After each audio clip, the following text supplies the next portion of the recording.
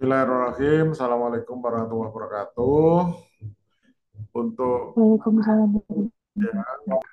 kuliah agroklimatologi, kita akan membahas tentang sistem klasifikasi iklim menurut Oldeman tahun 1979.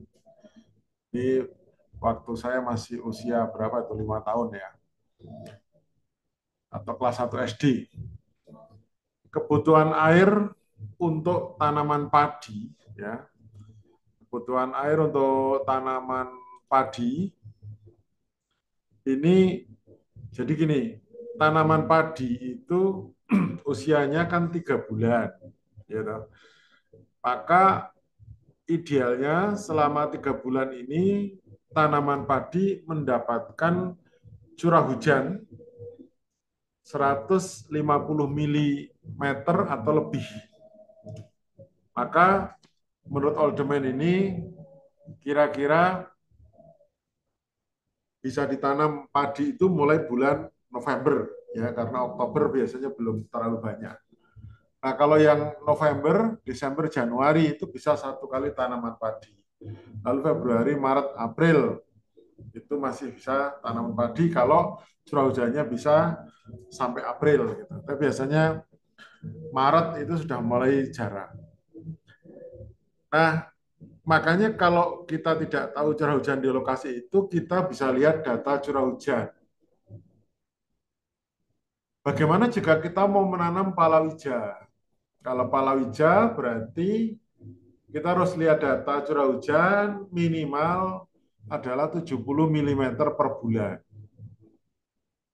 Mana yang bisa? Nah, palawija itu tergantung usianya berapa.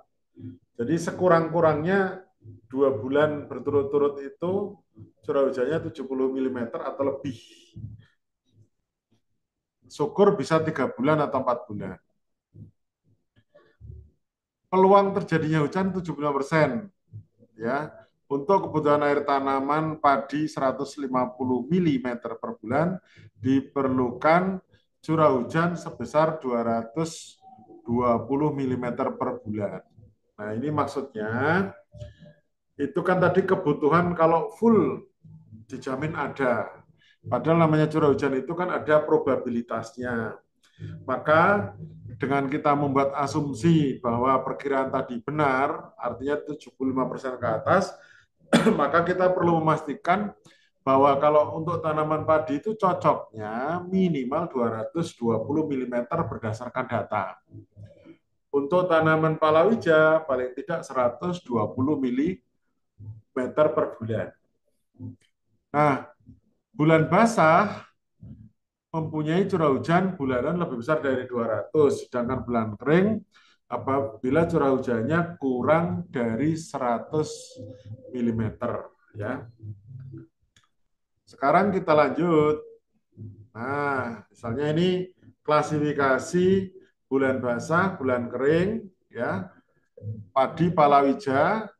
Jadi kalau bulan basah ini curah hujannya lebih dari 200, bulan kering curah hujan kurang daripada 100.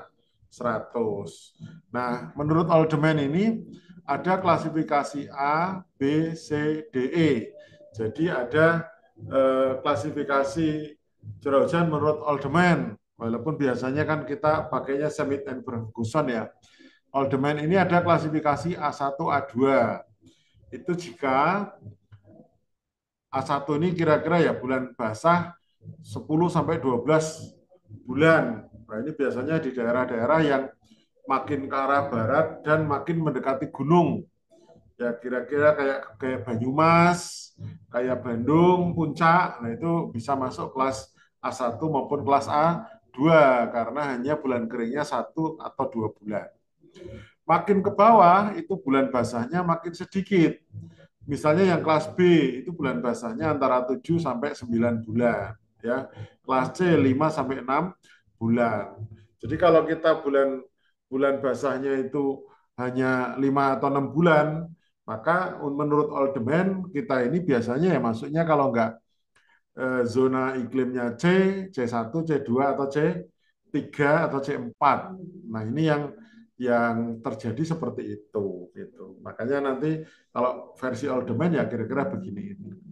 Bagaimana cara pengukurannya? Zona A artinya, jadi ini kan ada zona A, B, C, D, E. Maknanya apa? A itu dapat ditanami padi terus-menerus sepanjang tahun. Kenapa kok sepanjang tahun ya? Anda lihat ini, bahwa curah hujannya bulan basahnya bisa 10 sampai 12 bulan. Sementara padi kan nanamnya 3 sampai 4 bulan. Otomatis kalau setahun bisa ditanami 3 kali, 4 kali 3 bulan ya 12 bulan. Paling tidak 10 sampai 12 bulan ini bisa ditanami padi sebanyak 3 kali dalam setahun. Itu kalau zona A. Kalau zona B itu kira-kira ya padi ditanami 2 kali. B berapa? B kan 7 sampai 9. 7 sampai 9, 7 sampai 8 ini kan kira-kira 2 bulan saja yang bulan basah.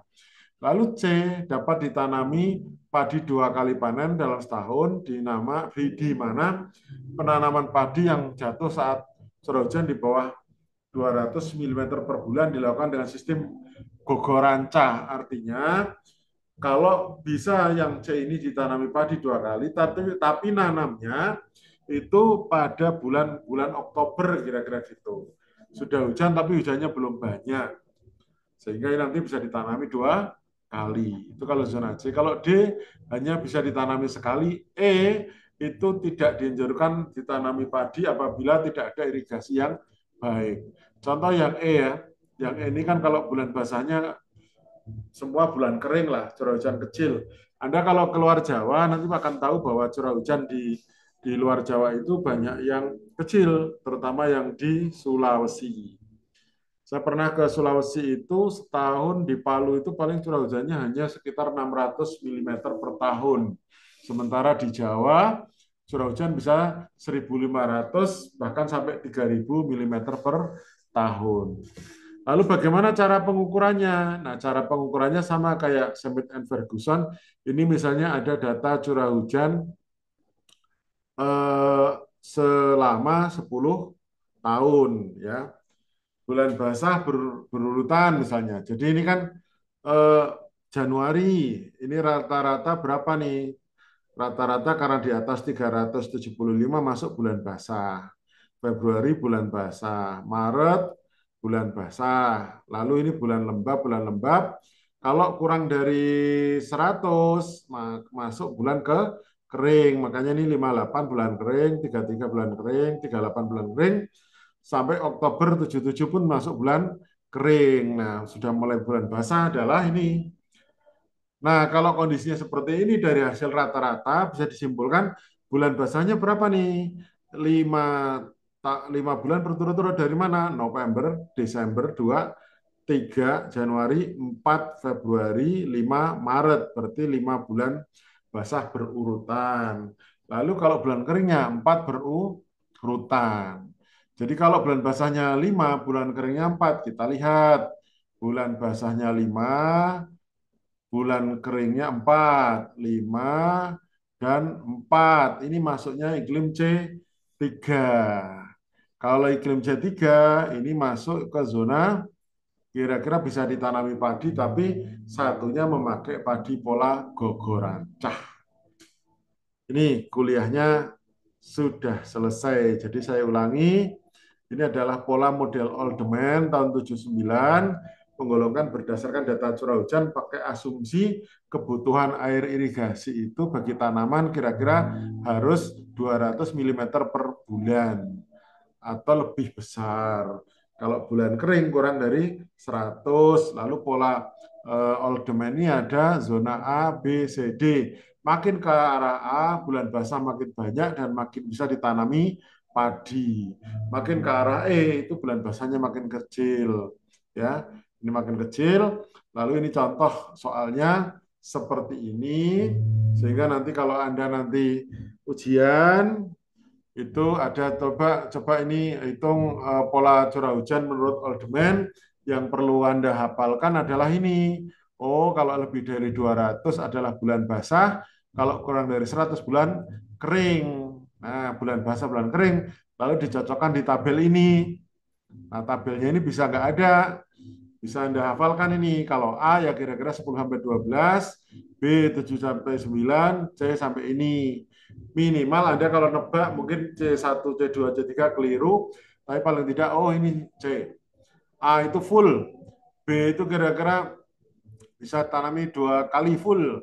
C itu dengan padi gogo rancah atau padi yang tanda hujan ya. E itu sama sekali nggak bisa.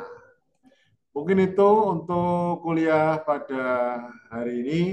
Semoga bermanfaat. Nanti akan saya sampaikan pada sesi dengan topik yang berbeda. Terima kasih. Bila taufik wal hidayah. Wassalamualaikum warahmatullahi wabarakatuh.